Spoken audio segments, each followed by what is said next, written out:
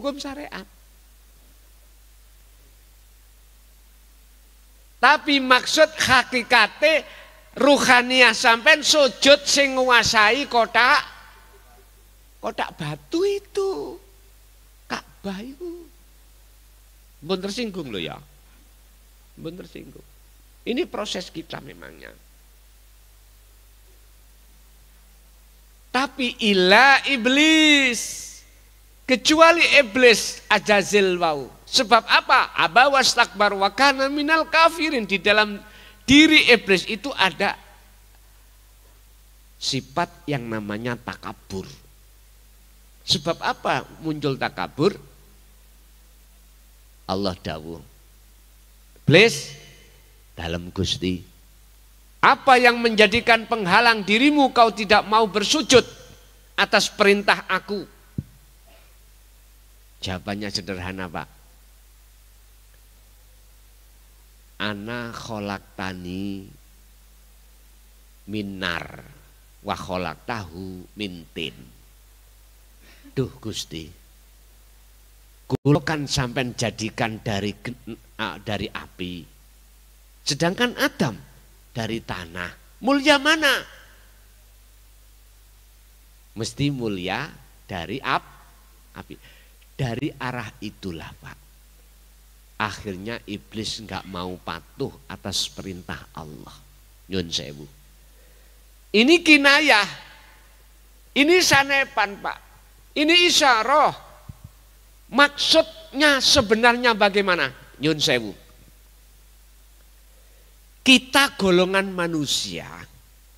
Ada yang miskin, ada yang kaya. Ada yang bodoh, ada yang alim. Ada yang jadi masyarakat biasa, ada yang menjadi pejabat. Ada manusia itu golongan sing gak tahu ibadah secara syariat, tapi ada yang ahli ibadah secara syariat. Hati-hati. Hati-hati yang kebagian sugih, kebagian punya pangkat jabatan, kebagian ahli ibadah, sing hati-hati Anda. Hati-hatilah. Atau ahli ilmu, alim, hati-hatilah. Ini jikalau Anda tidak paham, kau akan meneruskan proses perjalanan daripada mohon maaf, buka surat Ibrahim ayat 3. Nyun sewu, sebelum masuk di ayat itu perlu kami jelaskan. Ningati sampean kita ini Pak, akan muncul rumongso takabur. Ada kesombongan disebabkan karena kita orang berada. Kita kegolong orang yang kaya. Lah kaya macam-macam sebabnya. Bisa jadi kaya tani, kaya dagang, kaya laut. Entah, kadang-kadang kaya dari sumber ngingu toyol. Macam-macam kita. Bisnis-bisnis itu. Jenengan Pak, nek gak mengenal ilmu tauhid, siapapun kita pasti takabur. Mesti muncul rasa rumangsa sugih ku kita. Akhirnya jenengan iki akan mengakui luwih sugih daripada orang lah. Pasti kita akan berbuat dolim. Wis hati-hati. Yahjubuhum bi ilmihim, yahjubuhum bi amwalihim. Mohon maaf. Kalau ini kau biarkan, Allah akan menutupi hatimu dengan kesugihanmu. Bisnismu tambah digedek nih Allah hasilnya. Akhir dadi istidraj, penglulune Allah. Jenengan di situ mesti akan merasa yang kaya nomor satu sak Tegal adalah kita. Akhirnya enggak tahu sopo siro, sopo ingsun. Allah nutupi. Hati-hati. Satu. Dua, oleh karena kita mulai kecil dididik ilmu fikih, ilmu hadis, ilmu Quran, ilmu alat, akhirnya kita alim ilmu itu. Bahkan menjadi penasehat. Segala hukum apapun yang endingnya di dalam dohiriyah, kalau tidak fatwa dari kita, umat itu kurang lego, kurang puas. Hati-hati. Hati-hati. Bisa jadi kita dalam hati akan rasa takabur pada Allah atas ini semuanya. Pada sifat ilmu jelas sifat ma'ani, sifat wajibnya Allah. Mengapa dirasa diakui kita rampas? Ini jelas salah. Ini kita akhirnya merasa kita jadi orang alim. Padahal yang alim itu adalah Allah sendiri. Kalau seperti ini Pak, mesti jenengan iki merasa lebih alim daripada orang lah. Ini kalau kita biarkan, kita tidak akan menerima makalah orang lain, pendapat orang lain. Membenarkan pendapat saya sendiri yang berhak, yang harus dipakai. Wis, ini adalah takabur di mata Allah. Hati-hati. Yahjubuhum bi ilmihim. Allah akan menutupi dengan ilmu itu terhadap hati kita, sehingga hati kita sampai kapanpun akan buta terhadap Allah. Na'udzubillah. Lagi rasa takabur akan muncul dalam hati kita disebabkan kita merasa lebih baik daripada orang lain. Dengan bentuk kita disebut oleh masyarakat al-ubad, ahli ibadah. Secara dohiriyah. Mohon maaf, hati-hati. Allah bisa menjadi menutupi hati sampai dengan status al-ubad tadi. Bapak Ibu, 3 hal ini tidak akan Allah jadikan sebagai hijab tutupi hati jenengan, manakala jenengan faktulu anfusakum, meniadakan keakuan diri kita yang kaya, diri kita yang alim, diri kita yang lebih baik daripada orang lain. Lalu muncul semuanya yang kaya, yang alim, yang baik itu hanyalah ingsunnya Allah. Baru selamat. Berhubung iblis tidak ada di situ, enggak mau Pak. Akhirnya iblis minta 2 rekom. Datang Allah. Al-Hijr 39:40. Ya Allah, saya sudah kadung sampai cap sebagai makhluk yang khianat, makhluk yang mokong. Izinkanlah saya minta 2 rekom. Apa bilis? Setunggal, 1. Izinkanlah saya untuk menyesatkan Adam dan anak putu Adam. Monggo, nek iso. Nomor 2, tangguhkanlah umur saya tidak jenengan pateni sampai hari kiamat.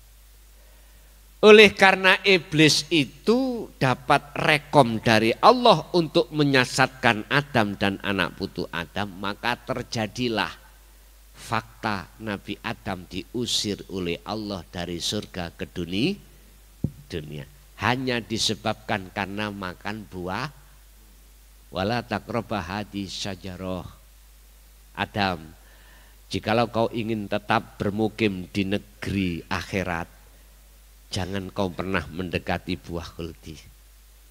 Bapak Ibu, jikalau jenengan pingin makrifat terus waktu kecil, jangan Anda mendekati buah khuldi, yaitu hubus syahawah. Ini. Tapi Berhubung wis nasib Gusti Allah ikut terjadi, maka terjadilah kita tersesat dan disesatkan oleh nafsu, oleh iblis itu. Seperti Nabi Adam. Tapi Gusti Allah pesen, Adam, wis blengera, nak kuwi ana donya. Wis kapok inggih gak weno. Mangan ya leren nandur, leren soro. Jenengan diwastani, kuwi wis akil balik. Ning donya pegel awakmu ning donya. Biyen dadi anak kecil aja enggak kerja, dia apa kemauannya akan datang. Dikasih orang tua, Pak, Bu, sate Bu, mesti kasih. Padahal anak kecil enggak pernah kerja, minta gini, minta gitu, dituruti. Itulah Pak gambarannya Pak. Sekarang proses jenengan kadung sudah seperti ini, Allah mengingatkan. Adam, ingin balik anak? Nggih Gusti. Tapi ono syarate. Apa syarate? Niki lho sampeyan cekel. Fatalaqqa Adamu mir Rabbi kalimatin fataba alaihi. Syarate mung situk. Adam bisa balik nang negeri asal akhirat, jenengan balik ke fitrah nang Allah syarate situk. Apa menurut ayat itu? Harus menerima kalimat. Kalimat iki wahyu. Wahyu itu bukan sawah payu lho ya. Wahyu. Sing dimaksud wahyu niki fitrah Pak. Apa yang menjadikan hati jenengan itu bisa kembali pada Allah. Itulah kefitrahan wahyu. Saya jawab, yang disebut kalimat adalah wahyu sing didik ruhaniah jenengan, tinggalkan iman selain Allah. Pun titik. Anik butullaha wastanibut taghut. Arahkanlah imanmu, ruhaniahmu itu hanya pada hidup. Wastanibut taghut, dan jauhkanlah hatimu dari taghut selain Allah. Faqala aidon wa may yakfur bitaghuti wa yu'min billah, barang siapa meninggalkan taghut maka wa yu'min billah, dia akan bertemu Allah. Carane ya niku wau, terusno oleh zikir niku. Fataba alai, kesalahan Nabi Adam memakan buah khuldi, diampuni Allah. Kesalahan jenengan memakan buah khuldi yang akhirnya menjadi syirik khafi, akan diampuni Allah karena kembali pun. Yes. Mutu qoblal maut, lakukanlah hal ini sebelum datangnya kematian. Ini Bapak ya. Jadi sebelum jenengan kalih kula masuk di dalam alam yang disebut surga atau akhirat dan alam dunia, itu songko ahad. Lah bagaimana kembalinya ke ahad? Yo tiadakan keakuan jenengan sebagai makhluk yang wujud, sebagai makhluk yang kidam, yang bako, dan sifat-sifat wajib Allah. Lepas Pak. Caranya teruskan olehmu dzikir titik pun. Itu yang pertama. Yang kedua, pertanyaan yang kedua, lali. Apa yang kedua tadi Pak? Lupa saya.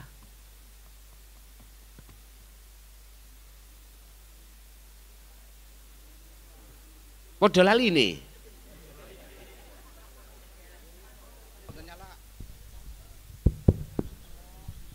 Apakah alam semesta itu adalah wujud dan adalah apa?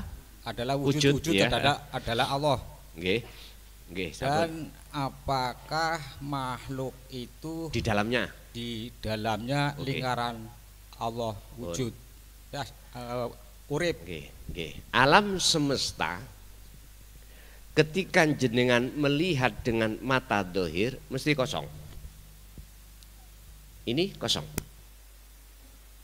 Tapi jikalau sampai lihat dengan mata hati, Justru sing kosong itu yang wujud ini.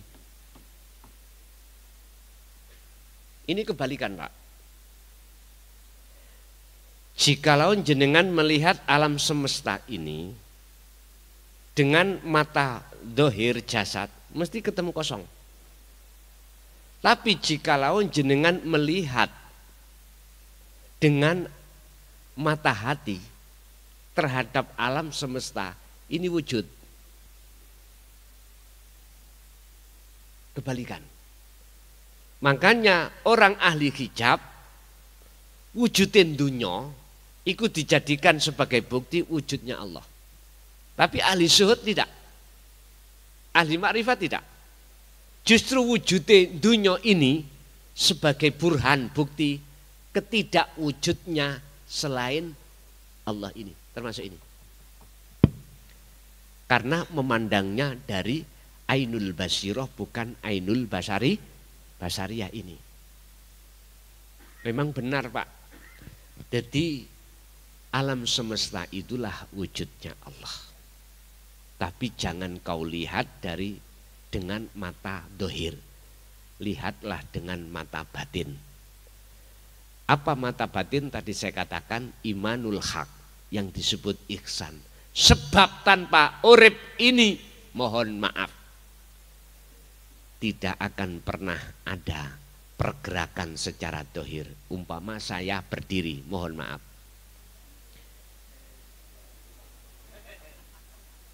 Kalau saya tidak bergerak, bayang-bayang nggak akan bergerak. Cetong ya? Oke. Yang ketiga, apakah makhluk itu di dalamnya itu? Tinggal kita memandangnya dari mana. Kalau memandangnya dari mata dohir, benar. Sebab apa? Sebab yang melayani seluruh makhluk itu adalah urip iku. Contoh, kita bisa ke sini, yang menjadikan bisa ke sini siapa? Urip. Oke. Kita makan, siapa yang menggerakkan dalam makan? Urip, hidup, ya.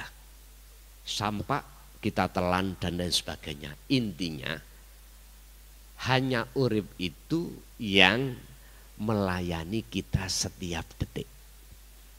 Dalam hal melihat, mendengar, berucap, bernafas, apapun tidak bisa lepas dari hidup. Tapi jikalau mandangnya ini dari pandangan rohaniyah, tidak ada selain daripada yang ada. Bagaimana mungkin perkara yang tidak ada itu bisa melihat yang ada, bisa bergerak? Enggak bisa. Yang bisa bergerak, yang bisa melihat, itu yang ada sendiri.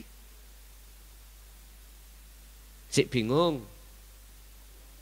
Untuk meniadakan perkara yang sejatinya tidak ada, kembalilah jenengan dalam surah Al-Baqarah ayat 54. Faktulu anfusakum, bunuh diriyo.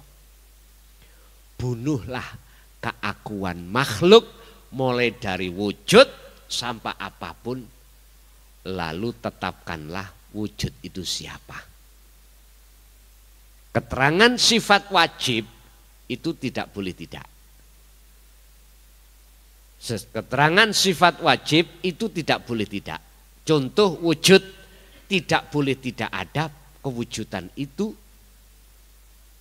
Ketidakwujudan itu dalam diri Allah. Artinya sing wujud hanyalah Allah.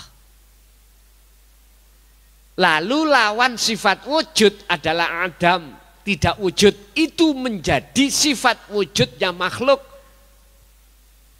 Jikalau jenengan sudah menetapkan sifat Adam dalam diri jenengan, maka akan nyata wujudnya Allah. Bon. Sekali lagi, jikalau jenengan menetapkan sifat Adam dalam diri jenengan sebagai makhluk, maka akan nyata wujud sejatinya Allah dalam diri panjenengan. Pun kalau hanya Dia yang ada, maka selain itu tidak ada. Jadi makhluk tidak ada di dalam urip. Miturut pandangan hakikat makrifat. Nek menurut pandangan syariat, ya memangi di dalam hidup itu ada makhluk. Begitu. Lanjut.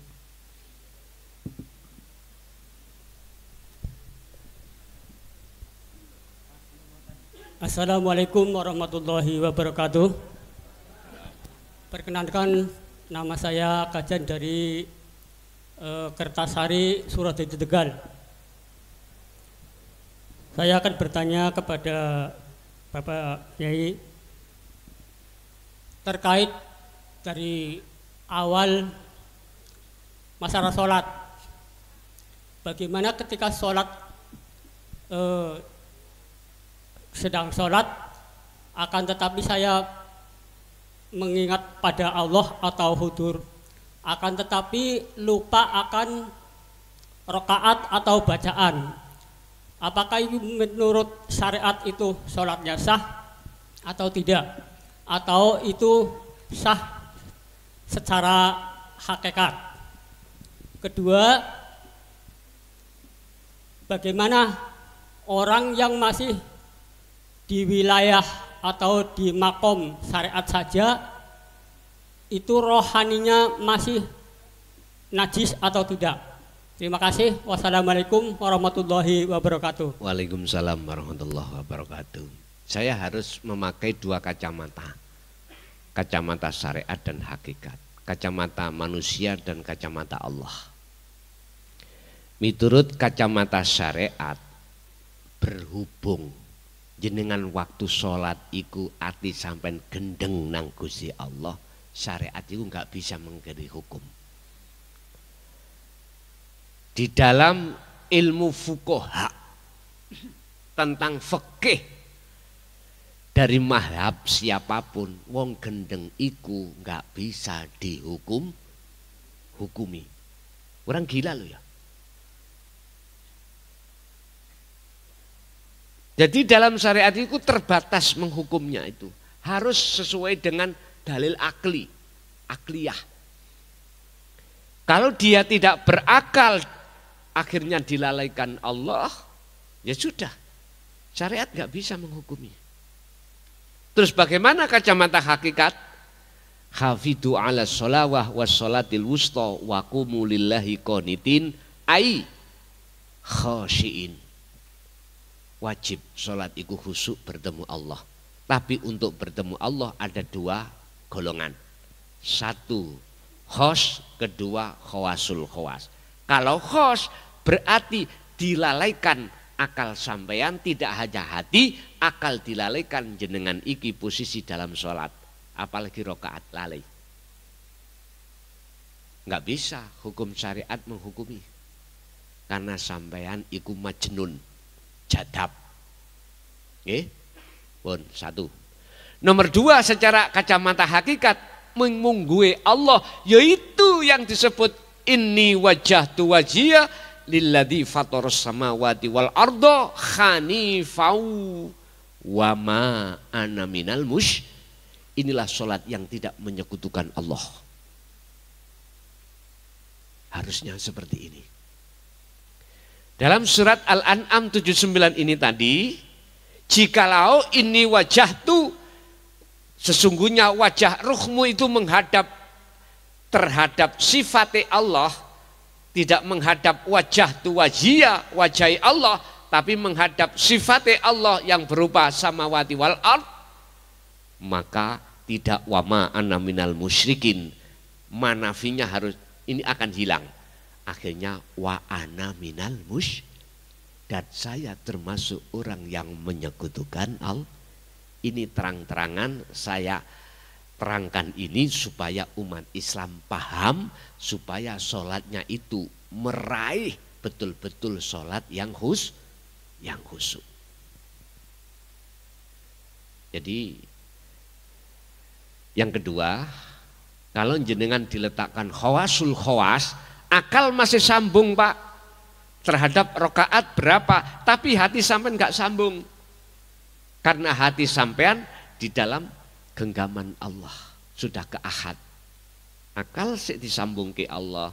Akhirnya jenengan bisa ngimami karena sampean membawa sifat papat, sidik, fatonah, tablek, amanah. Kalau yang khos tidak dibawakan ini, nggak dibawakan. Makanya tidak boleh jadi imam di tengah-tengah sholat wong syariat, bingung wong syariat nanti.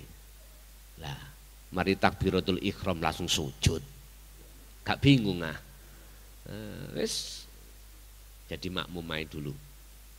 Bon. Yang pertama. Yang kedua, apakah ruhaniyahnya kita orang syariat itu masih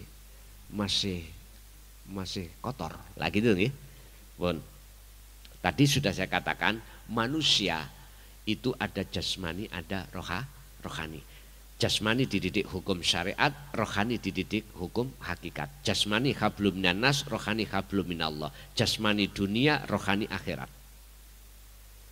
Apakah kita yang ada di syariat itu ruhaniyahnya mesti masih kotor? Jawabannya ada dua. Jikalau jenengan berjalan dengan kaki satu, piye rasane? Pincang toh? Pincang. Jikalau hati jenengan belum menerima yastami'unal qaula wa yattabi'una aksanahu, Az-Zumar ayat 17-18. Orang yang dipilih oleh Allah, maka kita asline masih kotor di mata Allah, bukan di mata manusia. Ruhaniyah kita masih najis. Dikatakan najis sebab di dalam hati kita fi qulubihim maradun. Fajadahumullahu marada. Masih ada banyak penyakit, Pak. Tapi kita tidak merasa selama ini. Iblis ngomong, Gusti, semua Adam dan anak putu Adam akan kujerumuskan, kecuali satu yang tidak bisa aku jerumuskan. Siapa? Illa ibadaka minhumul mukhlasin. Ayat 40 surat Al-Hijr. Siapa mukhlasin itu? Orang yang dipilih Allah. Siapa yang dipilih? Dijawab Az-Zumar ayat 17-18. Dialah alladzina yastami'unal qaula wa yattabi'una ahsana. Dialah dia yang sudah mendengarkan ajaran Rasulullah di jalur dinul haq. Dia tidak hanya beriman akan tetapi juga melaksanakan. Jenengan tadi sudah beriman tentang rasa terus sampean lakokake, yaitu minhumul mukhlasin. Kalau jenengan sudah masuk di situ, berarti jenengan inilah yang dimasukkan surat Al-Hijr ayat 40. Ini kok gak gampang, Pak, nafsu melebu jenengan, ati jenengan waktu sholat. Gak gampang. Karena Allah yang menjaga jenengan lewat cahaya makrifat dalam diri jenengan, disebabkan karena selalu hati jenengan berzikir. Pun kembali pada pertanyaan. Apa memang pertanyaan yang kedua lali aku, Man?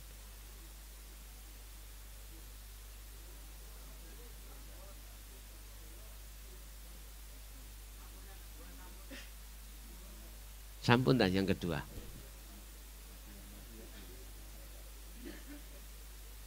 Ada yang ketiga mboten?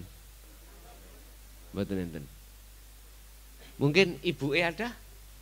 Ada Ibu yang bertanya? Kalau enggak ada kita kembali ke Bapak. Masih ada Bapak? Monggo.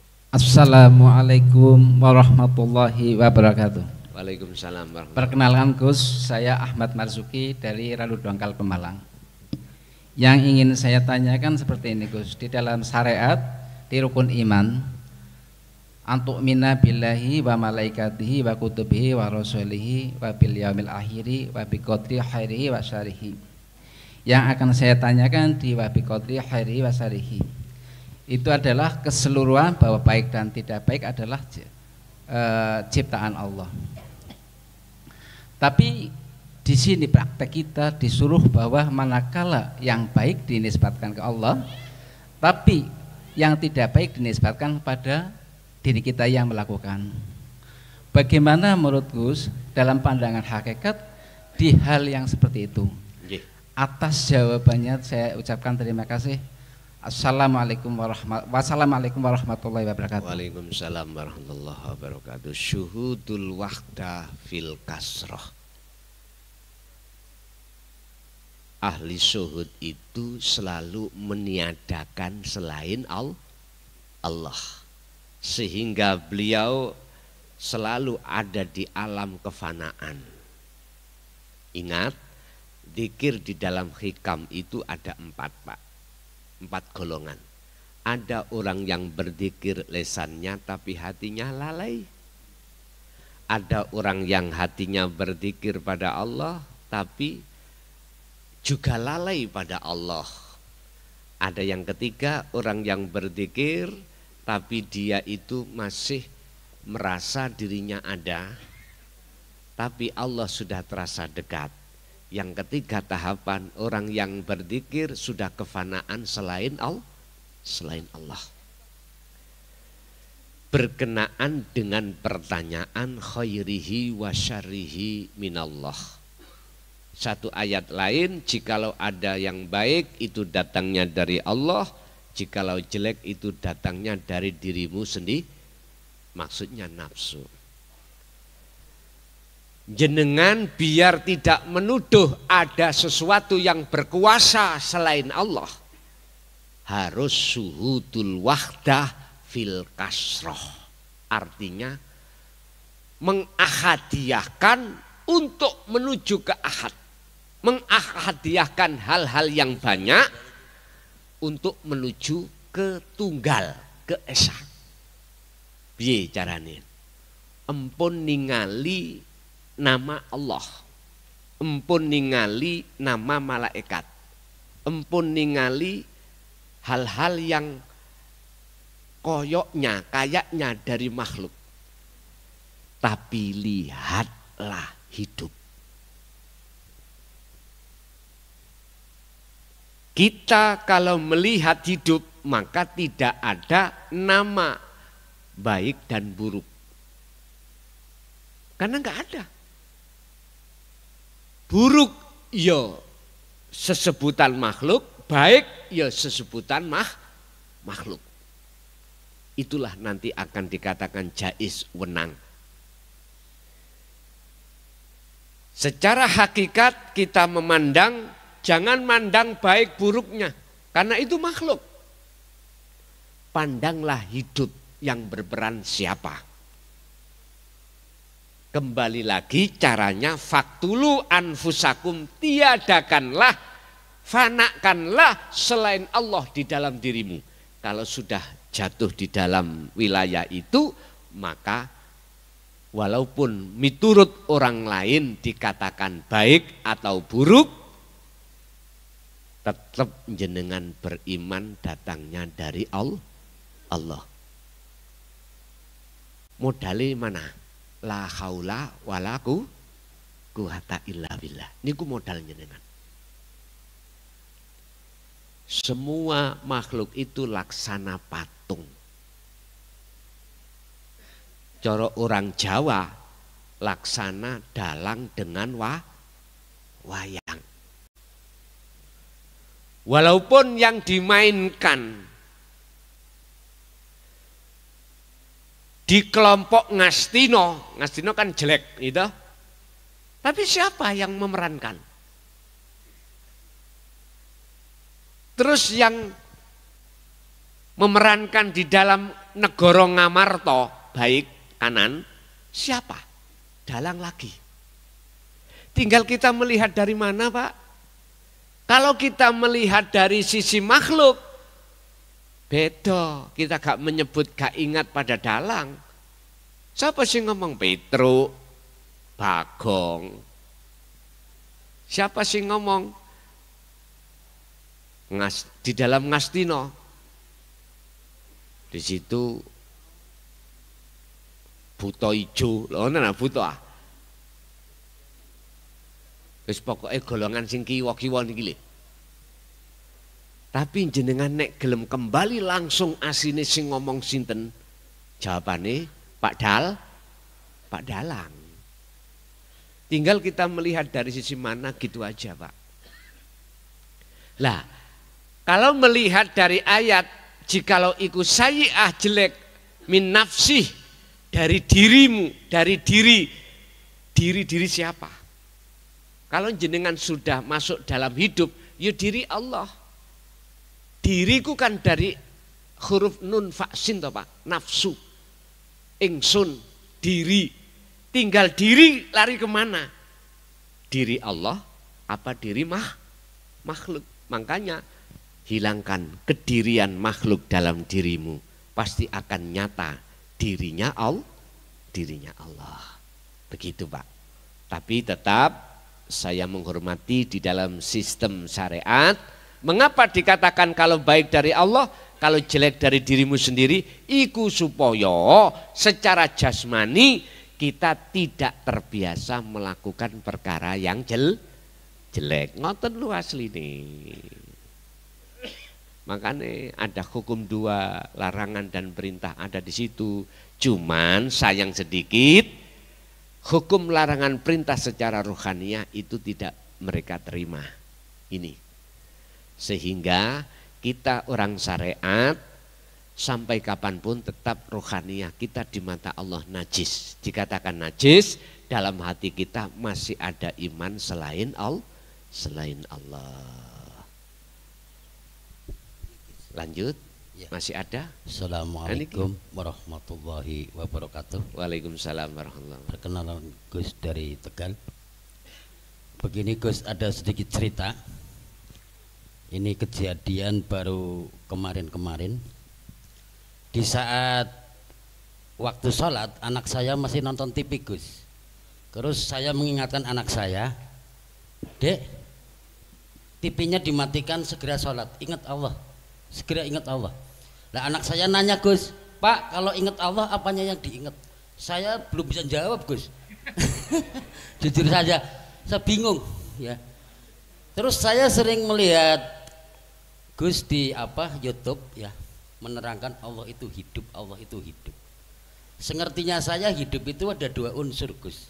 Hidup secara syariat, yaitu hidup yang dihidupkan makhluk.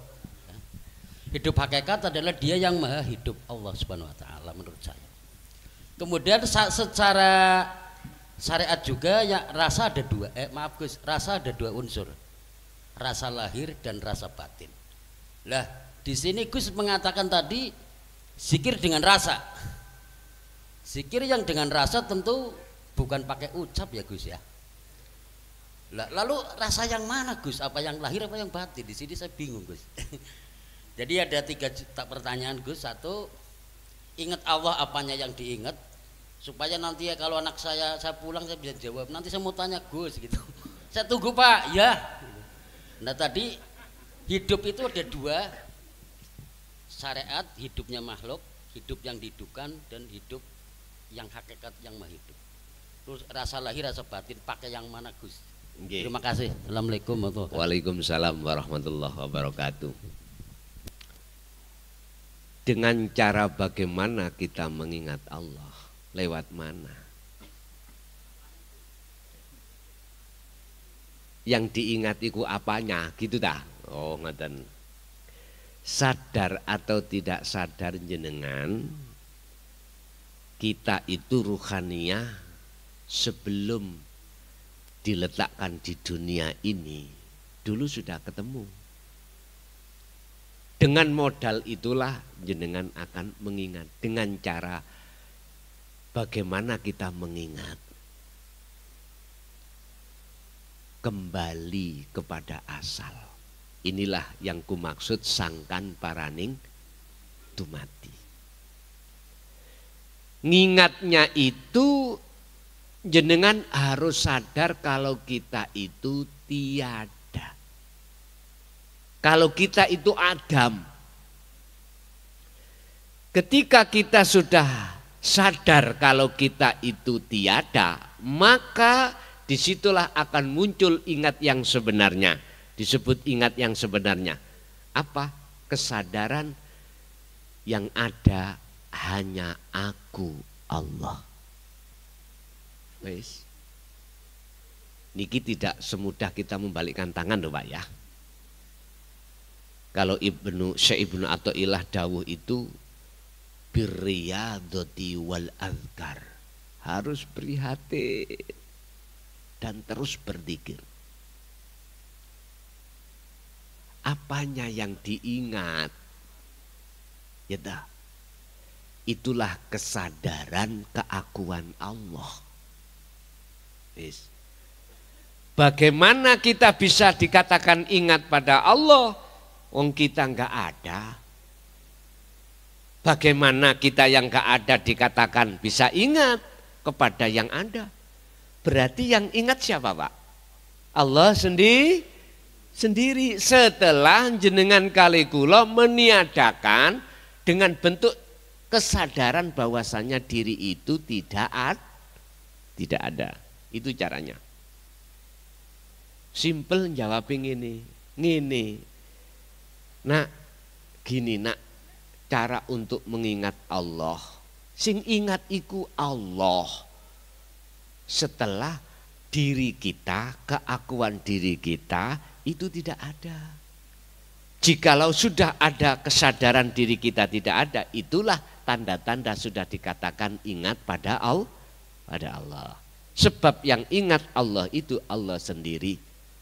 Wis kurang genah nak, madepon nang kaca pengilon. Ketok wajahe sapa nak awakmu? Engko lak jawabane ketok wajah kula sendiri. Ya iku maksude. Nun, satu. Nomor dua, masalah hidup. Jadi ya, ada yang hidup sebab dihidupi, ada yang hidup maha hidup yang menghidupi. Atau dikatakan hidup dohir, hidup batin.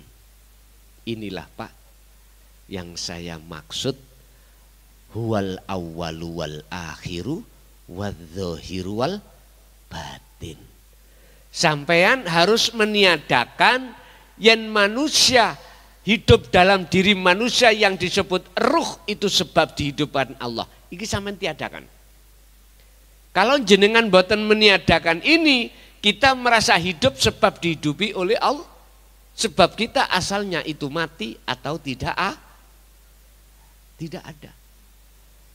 Pun Pak, sampean mriki wau ana tujuan teko omah, apa? Ngaji. Oke, itulah hakikat tujuan. Kalau sudah sampai di sini, berarti jenengan iku sudah makrifat. Lah makrifat iku nyatane hakikat. Tapi berangkatnya ke sini seakan-akan jenengan ke sini bisanya ke sini itu numpak syariat dan thariqah. Apa syariate? Sepeda, mobil. Apa thariqahe? Jalan ini. Tapi ketika sampean sudah di ahad, di makrifat duduk di sini, mana sepedai? Sampean parkir mboten? Parkir nggih? Mboten digowecoki terus gendong. Terus jalannya nanti tadi mana? Sampean lewati tok toh? Artinya apa, Pak? Kita akan sah mengatakan antara rasa batin dan rasa dohir, antara hidup dohir dan hidup batin, la farqa bainahuma, tidak ada bedanya manakala sudah di titik ahad. Itu caranya. Kalau jenengan belum di sini, ya masih ada di perjalanan tadi. Syariate sepedaan terus, thariqahe lewat jalan. Nah, ada hakikatnya enggak? Tujuannya enggak? Ada tujuan?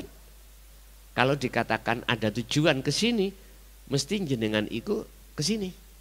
Kalau sudah sampai di sini, sebelumnya jenengan parkir sepeda tadi, artinya keakuan diri kita parkir, Pak. Ibnu Athaillah dawuh terkait masalah ini, idfin wujudaka, pendemen keakuan iro fi ardil humuli, di dalam bumi humul. Humul iku sepi. Pendemen keakuanmu di dalam bumi humul. Apa bumi humul? Sepi. Lebokno rasa rumangsa keakuan diri itu di dalam kefanaan. Sebab jikalau jenengan belum memendem bumi keakuan di bumi humul, sing muncul dalam diri jenengan itu keakuan hamba terus mungkin. Jikalau jenengan mau untuk memendam di bumi humul keakuan jenengan, maka yang nyata, yang tumbuh dengan benar itu adalah keakuan Allah. Keakuan Allah ini tidak bisa dibantah. Qul ja'al haqqu wa zahaqal batil innal batila kana zahuqa. Jikalau lampu itu sudah menyala, tidak bisa dibantah kebenarannya. Kegelapan itu akan hilang.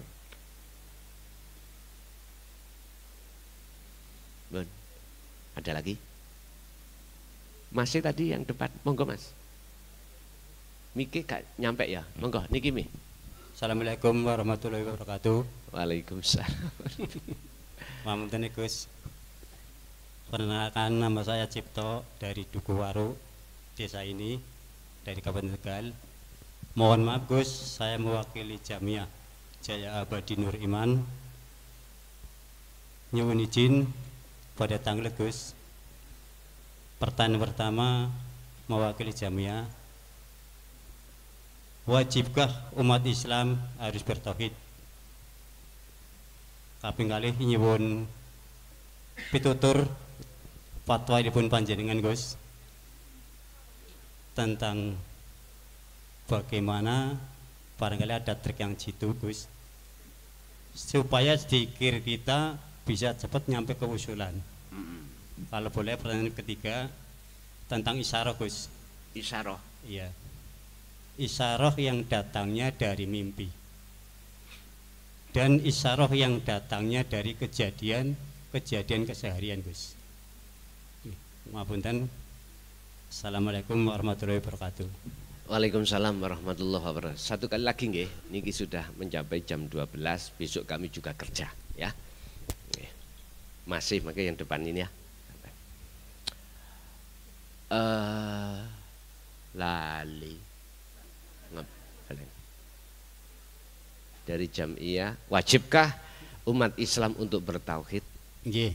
Pun sampai padosi surat apa ayat gini, huwaladzi arsala rasulahu bil huda wa dinil haq. Surat apa? Pasti ini Al-Quran. Di Google mentingali. Dialah Allah yang mengutus utusannya ai Muhammad bil huda, dengan membawa petunjuk, wa dinil haq ai dinu tauhid, dan membawa agama yang mengesahkan pada Tuhan. Tauhid itu artinya adalah ilmu untuk mengesahkan pada Allah. Ini kita awalnya itu Allah kita banyak, tadi air, gitu, apapun kita imani, Allah kita banyak, kita esahkan, kita tunggalkan. Maksud dan tujuannya apa? Liyudhirohu ala dini kullih, untuk membebaskan hati jenengan dari belenggunya nafsu. Karena belenggunya nafsu itulah akan menjadikan jenengan iki Allah tidak esah. Untuk mensucikan agama jenengan kali kula sing asale dereng suci. Untuk menyempurnakan keislaman kita yang awalnya kita itu Islam kita belum sempurna. Belum sempurna. Islam kita masih Islam keturunan, Pak. biar gak hanya keturunan, mohon maaf loh ya, biar sempurna kafah, maka wajib bertauhid. Hal ini beliau lakukan walau karihal musyrikun, walaupun beliau itu dicaci, dibenci oleh umat. Saya Pak, mohon maaf jujur, 24 tahun ini, cacian, makian, kiri kanan, bahkan saya dipanggil asu, dipanggil babi, dipisui COK. Ajaran ini roti terasa tai sudah biasa. Tapi itu tidak menjadikan saya berhenti. Karena beliau-beliau yang mencaci dan memaki ini belum paham. Kalau sudah paham, aku yakin dia akan merasa selama ini dolim pada Allah. Akhirnya Allah terasa dekat. Ini prosesnya. Makanya ketika Rasulullah masuk di dalam kaum Taif, ajaran beliau bukannya diterima, bahkan dihujat, bahkan Rasulullah diantemi sampai teletongi onta, bahkan dengan batu. Sampai malaikat Jibril ini gak tego Pak terhadap Rasulullah. Muhammad, kaum Taif yang bangkang itu saya blei dengan gunung Uhud bagaimana? Rasulullah jawab, jarno, karena beliau belum mengerti. Siapa tahu dia nanti tidak menjadi pengikutku tapi anak putune. Lah, ya apa sih Pak? Dan ini sudah terjadi pada diri saya ketika tahun 2007. Golongan-golongan yang tadinya itu dikatakan sebagai ahli kitab, itu berupaya saya untuk tidak menyampaikan hal ini dengan bentuk kami itu diusir dari kampung saya. Tapi saya tidak mau keluar karena saya mengatakan beliau-beliau itu belum paham dan butuh proses Pak. Setelah proses selama kurang lebih 3 hampir 4 tahun, beliau sadar Pak. Akhirnya sampai sekarang saya dijadikan sebagai kepala desa. Ayo. Kesimpulannya, orang yang membenci atas ajaran yang kau sampaikan di jalur dinul haq, jangan kau benci. Dia punya 2 hal. 1, karena alasan dia nggak paham. Kedua, dia masih perlu waktu proses. Sampean semerap kita punya anak kecil yang belum balik, entah umur 3 tahun, dia suka-suka main di pinggir kolam kecek sampai air ya dah. Di pinggir kolam. Padahal itu bahaya, dia enggak paham. Kita sebagai orang tua yang mengerti, bagaimana Pak? Diangkatlah anak itu supaya tidak tenggelam lagi gitu. Menangis toh? Menangis. Biarin dia menangis karena dia itu memang belum paham kalau itu bahaya. Kadang-kadang dia suka api, lilin, mercon gitu toh. Dia enggak sadar kalau itu bahaya. Kita orang tua yang sudah sadar, kita selamatkan walaupun dia menangis. Nanti prosesnya kalau dia sadar, oh iya, ternyata Bapak menolong saya. Lah gitu toh akhirnya. Itulah logikanya seperti itu. Jadi wajib bagi umat Islam untuk menyempurnakan Islamnya. Otomatis bertauhid.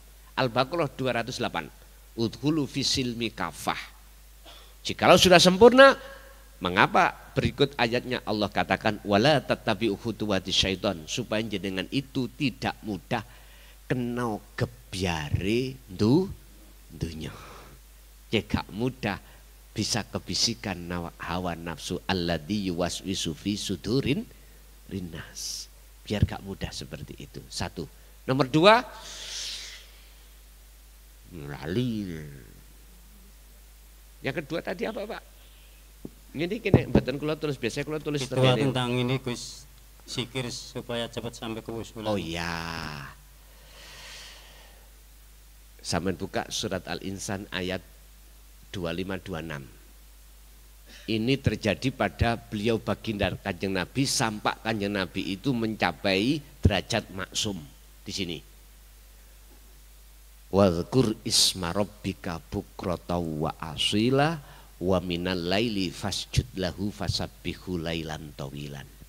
Pagi sampai sore bahkan malam yang panjang sibukkan hatimu berzikir. Titik. Berarti setiap napas. Waduh angel Gus. Empun ngomong angel dhisik. Memang semuanya itu berawal dari susah. Susah. Tapi kalau itu nanti sudah terbiasa, dengan sendirinya tidak akan bisa putus. Boleh jasad sampean berbicara tentang urusan dunia, tapi hatimu tidak bisa lepas dari zikir. Baik dalam keadaan tidur atau tidak tidur. Waktu tidur, napas pernah berhenti? Disitulah Pak nanti terus berzikir.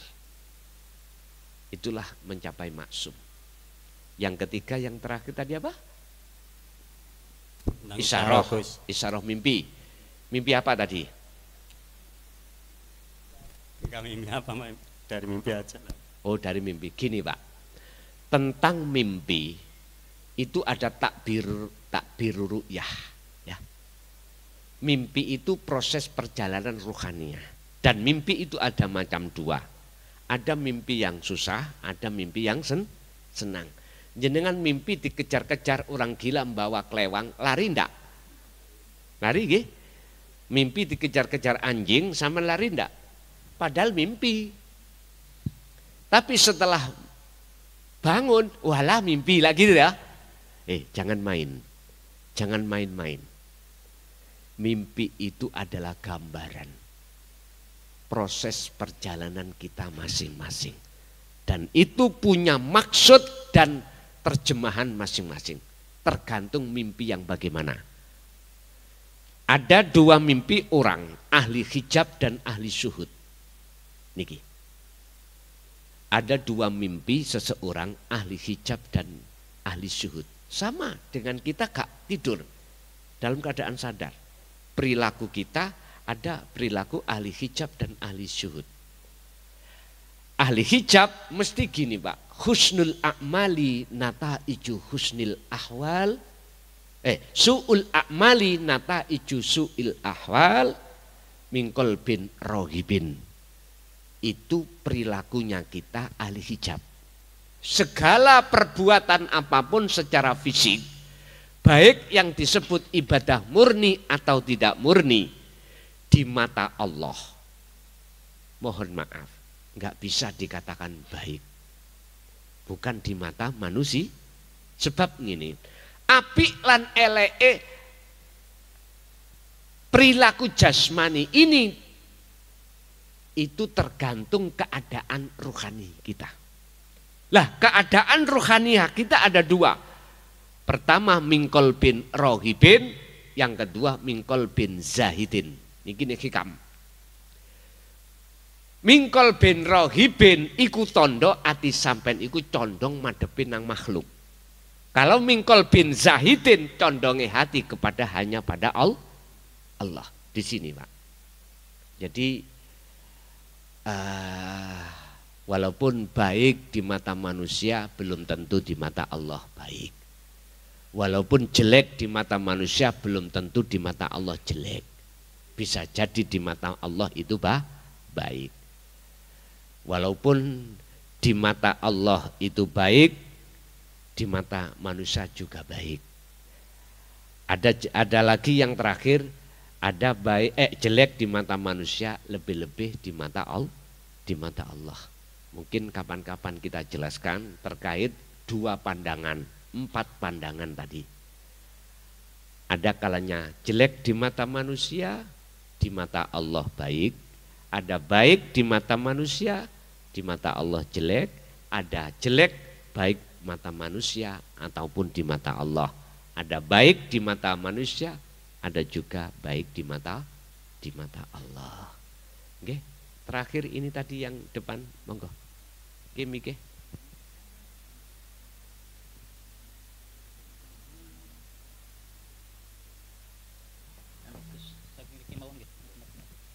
Oke, izin. Pertanyaannya saya ilustrasikan aja ya Gus ya, biar maksud saya tersampaikan. Saya itu pulang dari sini ke rumah memerlukan waktu kira-kira 2 jam. Saya mau ndak mau saya harus pakai helm karena saya yakin ada polisi. Di pertengahan jalan saya tengok-tengok memang tidak ada polisi, tapi tetap saya pakai helm karena saya tahu bahwa dia polisi sedang mengawasi saya. Lanjut perjalanan, ketemu dengan polisi dan polisi itu bertanya pada saya, kenapa kamu pakai helm? Karena saya tahu ada kamu di sini, ketemu kamu di sini. Cuma pertanyaan saya, bagaimana caranya saya pulang dari sini ke rumah? Tetap pakai helm karena saya itu merasa bahwa polisinya itu adalah aku. Karena yang tadi jenengan ucapkan dari awal, dari pertengahan, bila nanti kita sudah game over dan belum menemukan akunya itu, kita tidak bisa ditolong. Yang saya khawatirkan sampai saya mati saya tidak ketemu dengan kata la ilaha illa ana. Yang saya khawatirkan itu, saya mohon kalau memang ada caranya, mohon Gus bisa membantu saya. Terima kasih. Assalamualaikum. Waalaikumsalam warahmatullahi wabarakatuh. Memang awal proses kita merasa selalu diawasi Allah. Untuk selalu diawasi Allah, jenengan tidak boleh melepaskan la ilaha illa anta. Hati, bukan dibaca, tapi dirasa, muncul rasa keakuan Allah. Bahwasannya yang segala-galanya.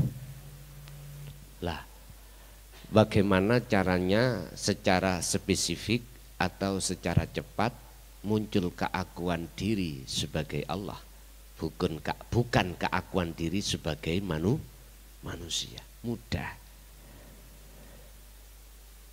Jatuhlah kau dari langit ke bawah. Sampean turuno dari langit, dari gedung sapitu ngerutuh bisa, dan atau sampai naik dari gedung ke atas bisa. Tapi lebih cepat jenengan jatuh ke atas, turun ke bawah. Piye carane?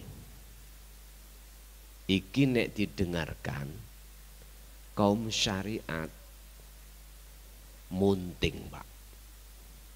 Akhirnya menuduh Syekh Siti Jenar. Padahal sebelum saya ngomong ada dasar dulu. Buka surat Al-Anbiya ayat 25. Muhammad tidak akan dijadikan sebagai utusan manakala beliau tidak menjelaskan la ilaha illa ana. Titik. Artinya dengan adanya surat Al-Anbiya ayat 25 itu menunjukkan bahwasannya Muhammad ibnu Abdillah itu waktu zaman dulu menjelaskan terhadap sahabat tentang kedudukan illa ana. Bagaimana caranya? Sampai harus memakai sistem majedubun. Bagaimana sistem majedubun? Gini. Dalam hati sampean jangan menyebut aku makhluk. Sebutan aku Allah urip. Ini majedubun. Kalau wasilun, mohon maaf, proses fanakno keakuan dirimu lewat rasa, setelah itu akan muncul nyatanya akunya Allah pun. Niku carane. Tinggal pilih yang mana, monggo. Bon, Bapak Ibu hadirin jamaah rahimakumullah, semoga ilmu apa yang sudah Allah terangkan pada kita menjadi sebuah ilmu yang bermanfaat terhadap perjalanan hidup dan kehidupan kita dan anak putu kita ila yaumil qiyamah. Lahumul Fatihah. Bismillah.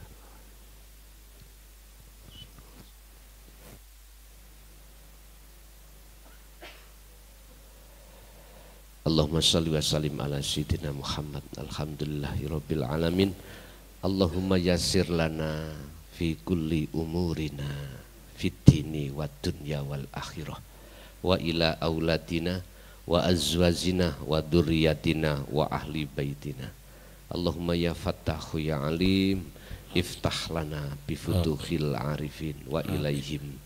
Allahumma nawwir qulubana binuri hidayatika wa ma'rifatika wa ilaihim. Rabbana atina fid dunya hasanah wa fil akhirati hasanah wa qina adzabannar.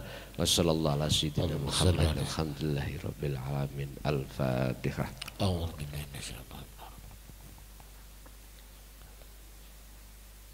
Kurang lebihnya mohon maaf. Akhirul kalam. Assalamualaikum warahmatullahi wabarakatuh.